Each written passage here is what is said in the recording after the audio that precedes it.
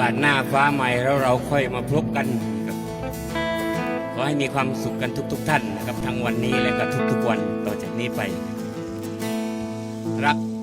สิ่งแวดล้อมวันละนิดนะครับเริ่มต้นจากในบ้านเราเองก่อน